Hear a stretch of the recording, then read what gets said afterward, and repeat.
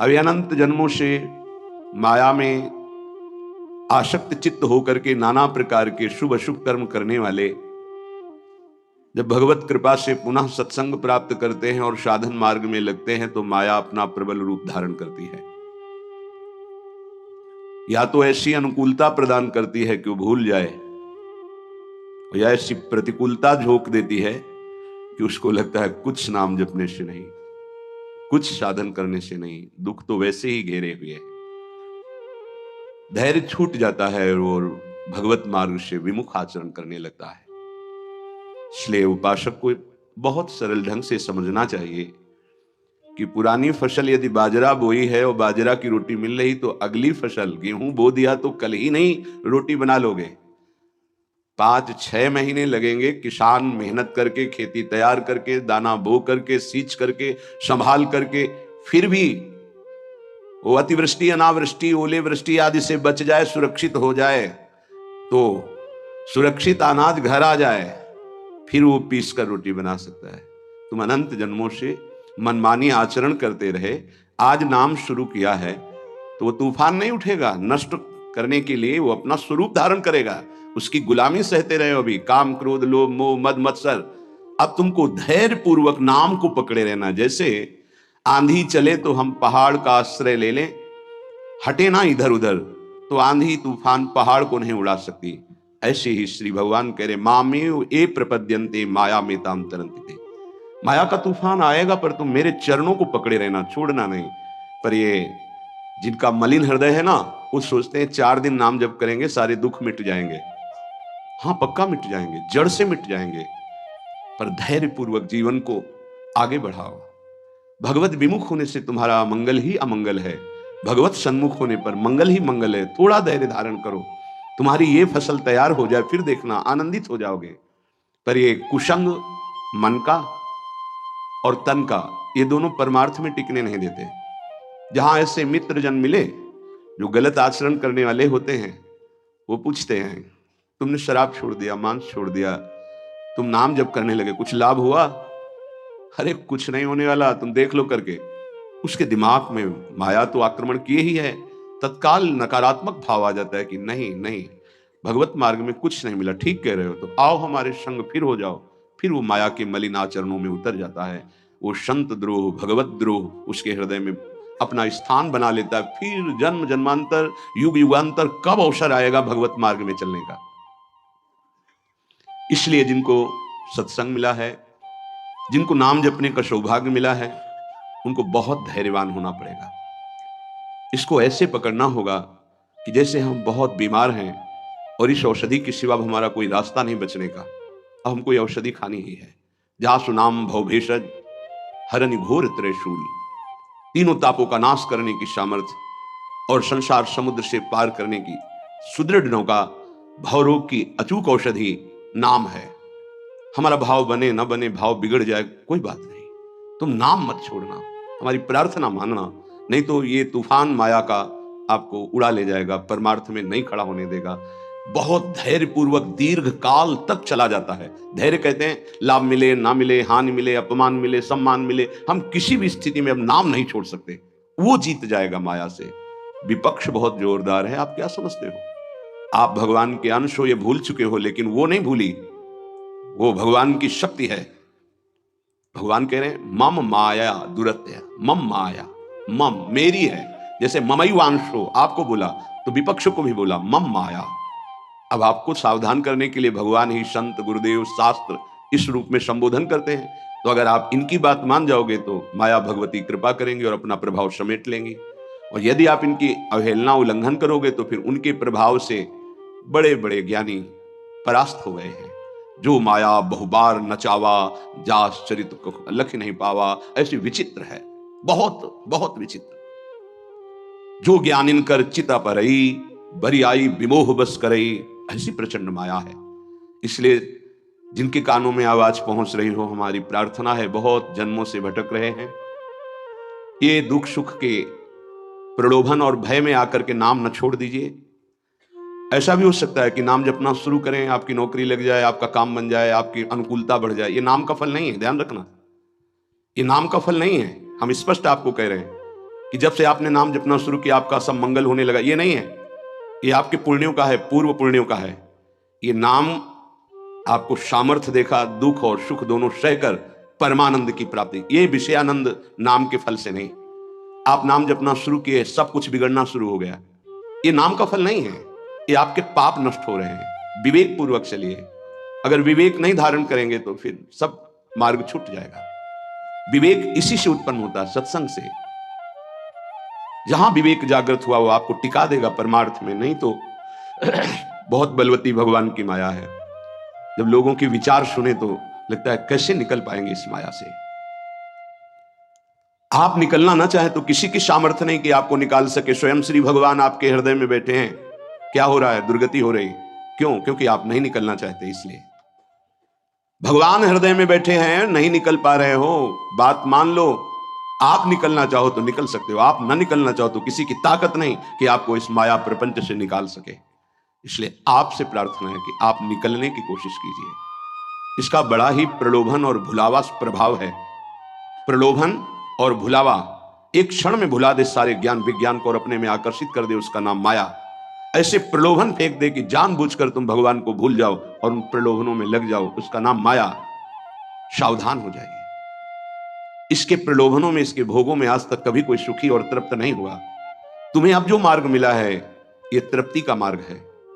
तृप्त हो जाओगे, हाथ उठा के कहोगे अब कछुनाथ न चाहिए मोए। देख लेना, चलो तो आगे।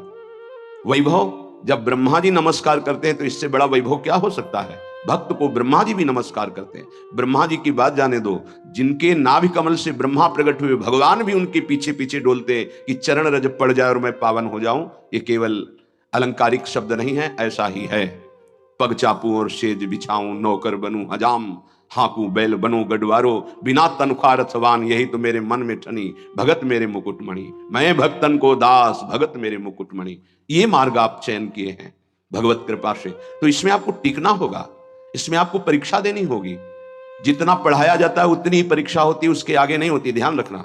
अध्यापक जितना आपको पढ़ाता है उसी पे प्रश्न करता है। तो जितना आपको सत्संग सुनाया गया, जितने में आपकी भूमिका भक्ति की है जैसी भी, उतना ही प्रश्न होगा, उसके आगे प्रश्न नहीं होगा। उतने पे तो आपको सफल होना पड़ेगा। नहीं सफल होगे तो फिर पढ़ाई कीजिए, फिर प्रश्न आएगा। जब आपको परमार्थ पद में, परम पद में आरूढ़ होना है तो आपको ये निर्णय करना ही पड़ेगा। एक तरफ माया है, एक तरफ भगवान है। माया को साधन बनाकर भगवान की प्राप्ति की जाती है, भगवान को साधन बनाकर माया की प्राप्ति नहीं की जाती। प्रायः लोग इसी भुलावे में हैं कि भगवान को साधन बना लेते हैं और माया साध्य बन जाती है। मुझे ये चाहिए, नहीं मिला तो तुम भगवान नहीं। ये परमार्थ ऐसे नहीं चला जाता, धैर्य पूर्वक चला जाता है। अगर धैर्य का अवलंबन नहीं लेंगे, विवेक का प्रयोग नहीं करेंगे, विवेक है आपके पास, ऐसा नहीं कि आपके पास विवेक नहीं है, पर आपका विवेक ढका हुआ है। ये सत्संग उसी विवेक को जागृत करता है। आप सत्संगी हो, आप भुलावे में मत आइए। ये माया अपने पार्षदों के द्वारा आपको ठगना चाहेगी। आपने प्रभु को छोड़ दिया, प्रभु की क्या हानि होगी? आप अपनी दशा पर विचार कीजिए, डूब जाओगे। ये माया डुबो देगी। अनंत जन्म भटकते भटकते आज अवसर मिला है भगवत प्राप्ति का, ये आप जान नहीं पा रहे हैं। ये अवसर चला गया तो फिर आप पछताएंगे। कोई अवसर हाथ नहीं मिलेगा। पशु पक्षी बनने के बाद विवेक एकदम ढका रहता है, केवल उतना ही काम करता है, आहार विहार मैथुन निद्रा, बस। वो भगवत प्राप्ति करनी है, मेरा नया जन्म होगा, कुछ विवेक नहीं रहता। आप में ये विवेक जागृत है। आप विवेक पूर्वक परमार्थ को पकड़िए, इस माया की चालों को मत देखिए, सह जाइए, दुख सुख को सह जाइए। श्रीपाद प्रबोधानंद जी महाराज कहते हैं, रहस्यानामे तत्परम सुरहस्यम हरिरसोत् सर्वानामाश्चर्योन्मदरस विलासोत्सवमिदं स्वरोचि नित्यानामति परम नित्योज्ज्वलमिदं यदेतत् श्री वृंदावनमिहि दृशो नंदयति नः। रहस्यों का परम रहस्य वृंदावन का प्रेम रहस्य है। कल किसी ने प्रश्न किया कि जब श्री जी मिल जाती है तो कैसा आनंद होता है? कैसे कोई बता सकता है? जब लौकिक वस्तु के आनंद के वर्णन की सामर्थ्य जिह्वा में नहीं है तो अलौकिक चिदानंद प्रेम रस का वर्णन कैसे कर सकती है? आपको कोई भी मृदु पदार्थ पवाया गया, कैसा है? बोले मीठा। कितना मीठा है? बहुत मीठा है। नहीं, बहुत मीठा कितना? खत्म। बोलो आगे इसके शब्द क्या है आपके पास उसका स्वाद बखानने का? उत्तर हो सकता है कि आप पाकर देख लीजिए, अन्यथा नहीं। जब प्राकृतिक मायाकृत वस्तु के आनंद का आप वर्णन करने में असमर्थ हैं, तो चिदानंद को कैसे वर्णन कर सकते हैं जहां वाणी का ही प्रवेश नहीं है? रहस्यानामेतत्, जितने आनंद के रहस्य हैं, बहुत सी साधनाओं में आनंद है। परम सुरहस्यम हरिरसोत, ये परम रहस्यमय वृंदावन का प्रेम रस है। देख देख फूल भई। आह, जब अत्यंत आसक्ति ममता प्रिया प्रीतम से हो जाती है, उनका नाम जप करते हुए, लीला गायन करते हुए, रसिकों की कृपा प्रसाद से जब ऐसी ममता हो जाती, मेरी श्यामा जो, मेरे लाल जो, तब जाकर के हृदय में ये फूल भई। वो मुस्कुरा रहे, वन विहार कर रहे हैं, वो झूल रहे, नौका विहार कर रहे, खेल रहे, उपासक का हृदय परमानंद की बाढ़ में आ रहा है। बड़ा ये रहस्यमय आनंद है। देखो, अपने बच्चे को जब खेलते हुए मां देखती है, तो उसके हृदय में जो होता है वो कोई दूसरी माता अनुमान भी नहीं लगा सकती है। नवीन बधू और उसका बेटा दोनों एक कांत कमरे में बैठे हास प्रयास कर रहे हैं, और वो कहीं से देख पाई मां, तो उसके हृदय में क्या होगा? एक अद्भुत आनंद, और वो मनाएगी, हे विधाता, आपने मेरी मनोकामना पूर्ण कर दी। मेरे बेटा बहू जैसे हंस रहे, खेल रहे, सदैव ऐसे आनंदित रहे। ऐसे बेटे को खेलते देखकर उसको आनंद हो रहा है। छोटी सी मायाकृत ममता में उसका हृदय आशीष देता है, आशीर्वाद देता है। और महाचिदानंद भाव को प्राप्त रसिक जन जब आनंद समुद्र प्रभु और आनंद समुद्र का सार सांद्रानंद घन प्रेम मूर्ति किशोरी, जब इनको देखते, जो भगवान शंकर के ध्यान में आ जाए तो उन्माद अवस्था को प्राप्त हो जाते हैं। वो प्रभु और वो प्रिया जो सामने खेल रहे हैं, उस उपासक के आनंद का कैसे कोई वर्णन करे?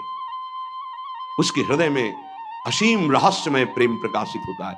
रहस्यानामेतत्, जितने रहस्यमय आनंद है, उन सब आनंदों का परम सुरहस्यम, परम रहस्यमय जो प्रेमानंद है, वो वृंदावन प्रदान करता है। हरि रसोत, अभी किसी संग के प्रभाव से थोड़ा आनंद स्फुरित होता है। जैसे सत्संग सुन रहे, कोई भावात्मक बात आई, आपको आनंद, ये स्रोत नहीं है, ये संग का प्रभाव है कुछ क्षण के लिए। जैसे कोई कहते हैं, जब मैं वृंदावन आता हूं तो हमारा मन भक्ति में रम जाता है, पर जब यहां से जाता हूं तो कुछ ही समय बाद वो बात नहीं रहती है। क्यों? क्योंकि यहां का प्रभाव है, यहां भक्ति नृत्य कर रही है, और यहां साधु मंडली में आप बैठ करके भगवत चर्चा सुनते हैं, आपके तत्काल पाप नष्ट हो रहे हैं, दरस परस अघनाश, आप दर्शन कर रहे हैं। आप सामूहिक रूप से बैठे हैं, इस सभा में आप ही नहीं बैठे हैं, इस सभा में प्रभु भी बैठे हैं। मद्भक्ता यत्र गायन्ति तत्र तिष्ठामि नारदा, जहां मेरे भक्त मेरा गायन, यहां अखंड भगवान नाम कीर्तन वाणी का गायन, भगवत चर्चा होती है, तो आपके हृदय में भक्ति का रंग तो बढ़ेगा ही, पर स्थायी तभी हो सकता है जब आप उस रंग को सुरक्षित रखें, माया के रंग का प्रवेश ना पड़ पावे, तब। इसीलिए कहा जाता है, आप निरंतर नाम जप करें तो नाम पाहरू दिवस निशि, रात दिन नाम का पहरा लग जाएगा तो माया प्रवेश ही नहीं करेगी। बात यह है, आपके अंदर जो धरोहर जागृत हुई, आपके अंदर थी, उसे जागृत की गई है सत्संग के द्वारा। अब आप मलिन ना होने पावे, पर्दा ना पड़ने पावे उस पर, उसके लिए पहरेदार रखना होगा कि अंदर माया प्रवेश ना करे। वो पहरेदार है नाम। नाम पाहरू दिवस निशि, रात दिन पहरा नाम का है। और ध्यान तुम्हार कपाट, प्रभु का ध्यान कर रहे हैं, मानो दरवाजा बंद है, माया प्रवेश नहीं कर सकती। राधा वल्लभ लाल को हृदय ध्यान मुख नाम, तो माया प्रवेश ही नहीं कर सकती। अब आप चिंतन के लिए दरवाजा खुला रखे हैं, इंद्रियों के द्वार, खूब माया का चिंतन स्वतंत्र रूप से कर रहे हैं, नाम को भूले हुए तो दुर्दशा तो हो ही जाएगी। परम आनंद की तरफ बढ़ने के लिए दरवाजा बंद करो इंद्रियों के, और नाम का पहरा बैठाल दो। देखते हैं माया कैसे प्रवेश करती है। जहां अनुरागात्मिका भक्ति जागृत हुई, प्रेम लक्षणा भक्ति, वहां प्रवेश नहीं किसी विकार का। ऐसे ही शास्त्र ज्ञान साधना तक हो सकता है काम का प्रभाव, लेकिन ब्रह्मबोध संपन्न महापुरुष के हृदय में नहीं नहीं नहीं। ऊसर बरसई तृण नहीं जामा, संत हृदय जिम उपज न कामा। भगवान कह रहे हैं, दुष्पूरेणा नलेन च, ये कभी पूर्णता नहीं होती काम में। अग्नि में घी की आहुति सुहाती सुहाती डाली जाए तो कभी वो बुझेगी नहीं, बढ़ती चली जाएगी। ऐसे ही कुछ लोग सिद्धांत कहते हैं भोग से योग। भाई शास्त्र तो आज्ञा नहीं करता ऐसा। न जातु कामः कामानाम उपभोगेन शाम्यति हविषा कृष्ण वर्तमेव भूय एवाभिवर्धते। कभी काम भोग से कामनाओं की शांति नहीं होती और बढ़ती है जैसे आग में घी डालने से। कलयुग है, बड़े सिद्धांत चलेंगे। कलयुग में शास्त्र विरुद्ध आचरणों की बाढ़ आ जाएगी। शास्त्र सम्मत चलो, परिपक्व अवस्था आएगी तो सिद्ध हो जाओगे। सिद्धों का नाटक न करे, नहीं तो माया जब अपना नाटक खड़े करेगी तो आप टिक नहीं पाओगे।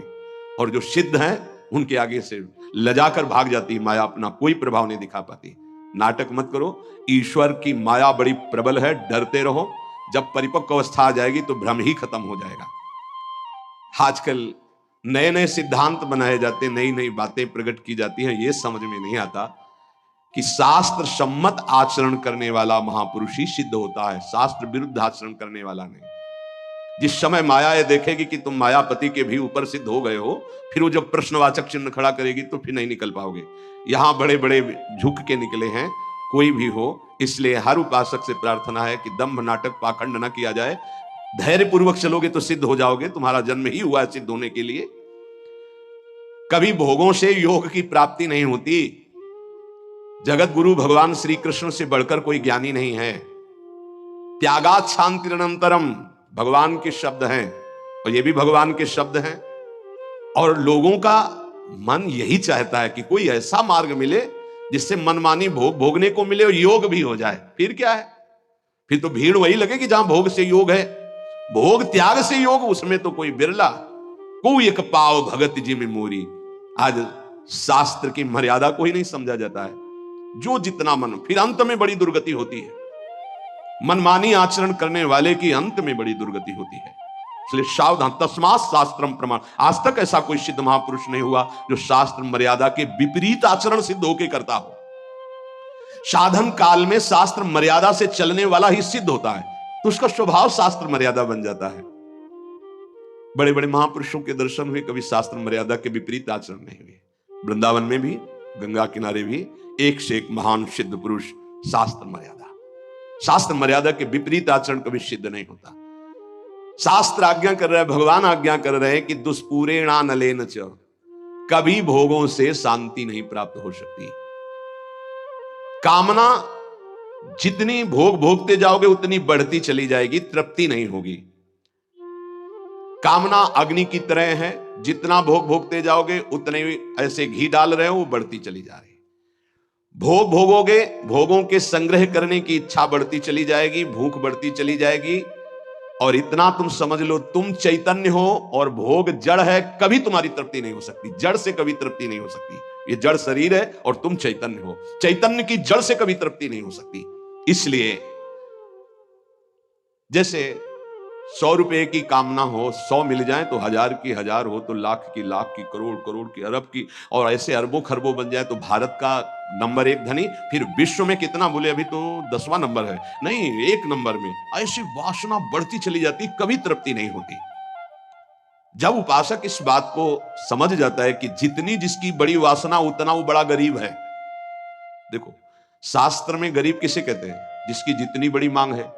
एक आदमी 100 रुपया मिला, तृप्त हो गया, छोटा गरीब है ये। एक आदमी 1 करोड़ भी मिला, उसको तृप्ति नहीं, ये बड़ा दरिद्र है, ये बड़ा गरीब है। क्योंकि दरिद्रता भूख, उसकी बड़ी भूख हो गई है। धन की जितनी भूख बढ़ जाती है उतना ही वो दरिद्र माना जाता है। देखो ना, चाह गई चिंता मिटी, मनुआ बेपरवाह, जिनको कछु न चाहिए वो साहनपति साह। वो शहनशाह के भी शहनशाह, वो दरिद्र नहीं, गरीब नहीं। 7 गांठ कौपीन में इंद्र बापुरो कौन। देख लो, गरीब कौन? जिसके धन की बड़ी चाह बढ़ गई है।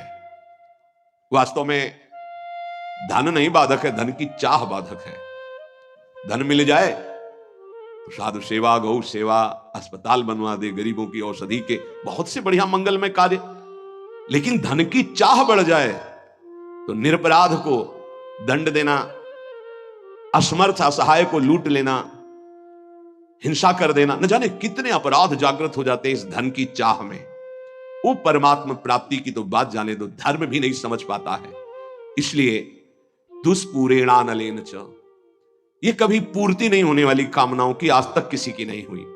काम रूपेण नाशवान शरीर पदार्थ की भोग वासना, ये काम रूपेण है, ये बहुत बड़ा दुश्मन है, ये भगवत प्राप्ति नहीं होने देगी। नाशवान शरीर भोग, नाशवान वस्तु भोग, नाशवान भोगों की चाह, ये भगवत प्राप्ति ये नहीं होने दे रही। ज्ञान सबको है कि 4 दिन बाद मर जाना है, ज्ञान सबको है, यहां से कुछ नहीं जाएगा, वस्तु व्यक्ति स्थान आपका किया हुआ पाप कर्म और पुण्य कर्म साथ जाएगा। पर वो शुभ क्यों नहीं कर पाता, वो लाभ क्यों नहीं कर पाता? क्योंकि काम ने ढक दिया है। काम वासना, कामना किसे कहते हैं? जिसका अभाव खटक रहा है। अप्राप्त की प्राप्ति की चाह का नाम कामना है। सुख की कामना से ही हम सारे चाहें पैदा करते हैं। जितनी चाह है उसके अंतर में सुख है कि ये वस्तु मिल जाए तो सुख मिल जाएगा, ये शरीर मिल जाए सुख मिल जाएगा, ये पद मिल जाए सुख। जितनी भी चाह है उसके मूल में सुख है। और बावरे बाहरी कहीं सुख नहीं, सुख तो तेरे अंदर है, सुख राशि तू है। कहीं तुझे जड़ प्रकृति में सुख नहीं मिल सकता कभी भी, क्योंकि तू अविनाशी का अंश है। तुझे विनाशी प्रकृति कभी तृप्त नहीं कर सकती, पक्की बात। पर यह ज्ञान काम क्यों नहीं कर रहा? क्योंकि काम ने ढक दिया है।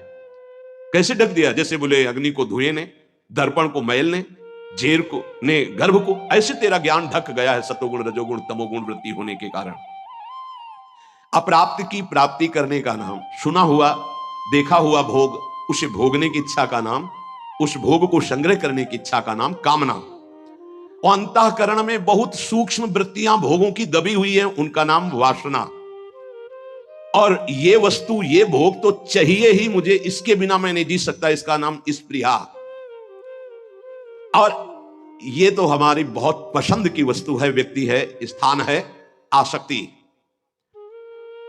अब आशा लगाए हुए हैं कि ये भोग तो मिलेगा ही, जरूर मिलेगा, आज नहीं तो कल, इसे आशा कहते हैं। अब अधिक से अधिक भोग लूं, इसे लोभ कहते हैं। भोगे हुए भोगों को पुनः भोग लूं, इसे तृष्णा कहते हैं। अब चाहे मांगना ही क्यों ना पड़े, ये प्रबल इच्छा बढ़ गई, याचना। इस तरह ये पूरा काम ही है जो कामना, वासना, स्पृहा, आसक्ति, याचना, लोभ, तृष्णा, इनके रूप में प्रकाशित होता है। ज्ञानिनो नित्य वैरिणः, जो साधन मार्ग आपको मिला है और जो इस मार्ग में चल रहे हैं वो सब साधक ज्ञानी हैं, चाहे जिस मार्ग के हो। क्यों? क्योंकि वो अज्ञान का त्याग कर सत मार्ग में चल रहे हैं, तो विवेकी तो है ही, ज्ञानी तो है ही। उनका एक खास दुश्मन है। और बोले जितने संसारी लोग हैं उनको तो मार के गिरा दिया। दुश्मन तो तब होता है ना विपक्ष खड़ा हो, वहां कोई विपक्ष नहीं है, वो तो उसी में राजी है ना। साधक ज्ञानी, जो ज्ञान जागृत हुआ कि असत है और त्याग कर चला, अब वो गिराने की कोशिश। काम रूप बैरी, ज्ञानिनो नित्य बैरिणा। इसको दुश्मन कौन समझता है? काम को मित्र समझता है, दुश्मन कौन समझता है? अंदर कामनाएं उत्पन्न नहीं कभी जले कि ये दुश्मन जागृत हो रहा, नहीं, आप उसको मित्र मान रहे। जो मन कामना से युक्त होता है, उसे पूर्ति करने के लिए प्रयासरत हो जाते हैं।